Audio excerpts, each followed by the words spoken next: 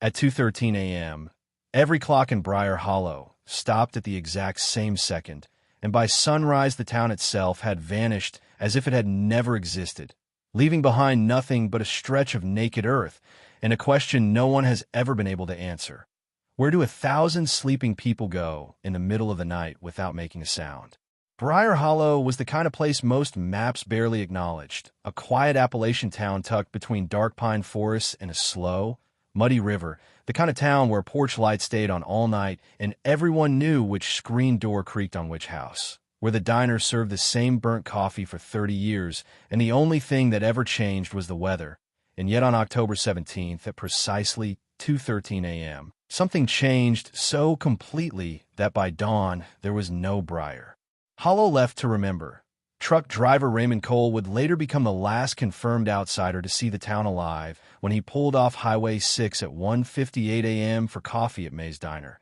noticing nothing unusual except a strange stillness in the air, the kind that settles before a storm, though the sky had been clear and heavy with stars, and he would swear under oath that the waitress, Clara Whitmore, leaned closer than usual as she refilled his cup and whispered in a voice that barely sounded like her own, "If you're still here after 2, don't look at the sky," a sentence that made no sense until he realized every other customer in the diner had gone silent at once, their forks paused midair, their eyes drifting not to him but toward the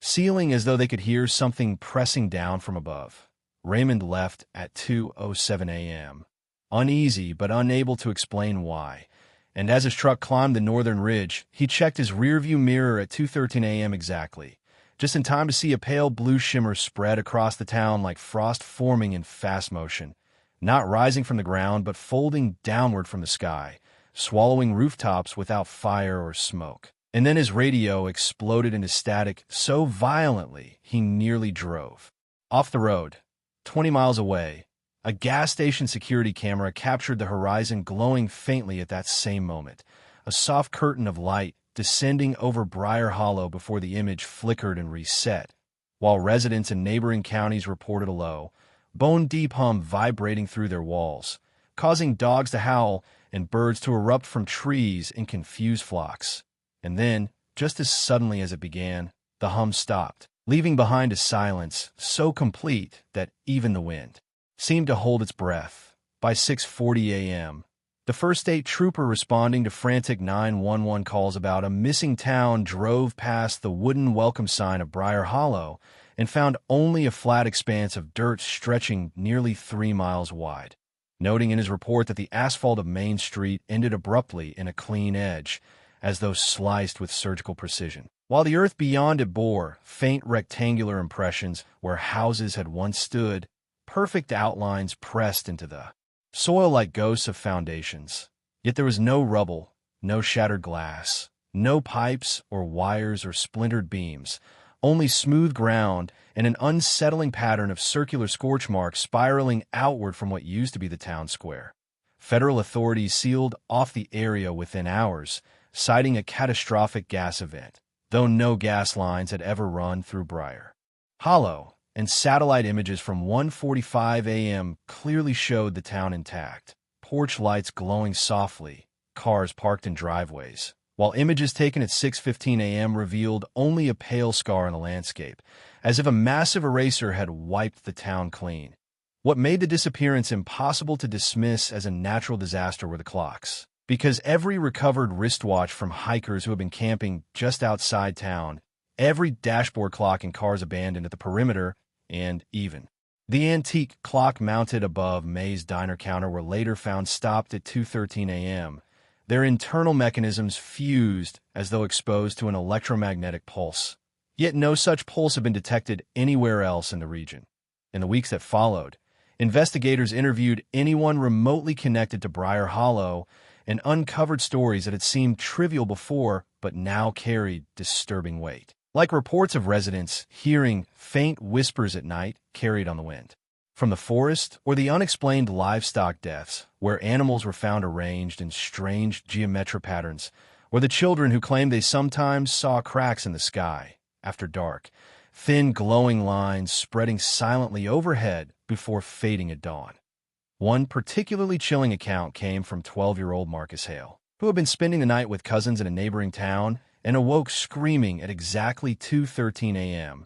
later describing a dream so vivid it left bruises on his arms from gripping his bed frame. A dream in which he stood in the middle of Briar Hollow's main street, under a sky that was no longer black, but a vast shifting surface like dark glass, spiderwebbed with luminous fractures, and through those fractures something enormous pressed downward, not descending quickly but lowering itself with deliberate patience, causing every person in town to step outside in unison, their movements mechanical and synchronized, faces tilted upward in silent surrender. Marcus drew what he saw with terrifying precision, sketching buildings in exact proportion and marking the position of the water tower, the church steeple, and even the cracked sidewalk outside May's Diner. Details later confirmed by archived town records he had never accessed,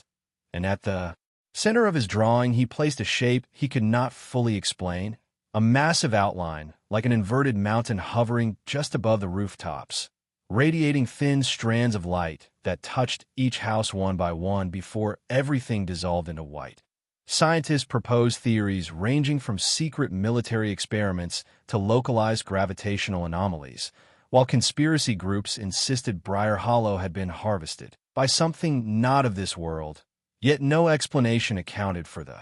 physical evidence discovered 3 miles east of town.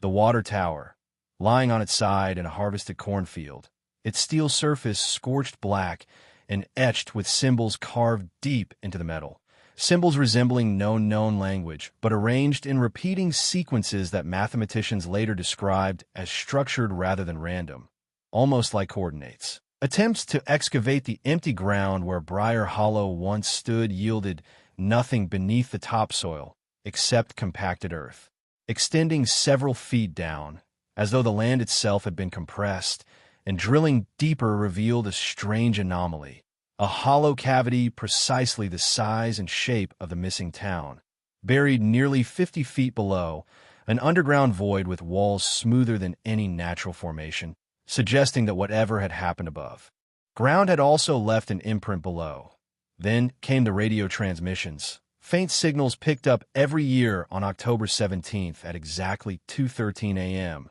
broadcasting on multiple frequencies simultaneously, consisting first of low static, then of a distant humming identical to the one reported the night the town disappeared, and finally a woman's voice repeating a fragmented message, sometimes clear, sometimes distorted, but always recognizable as Clara Whitmore's voice, saying, "We looked up, we looked up,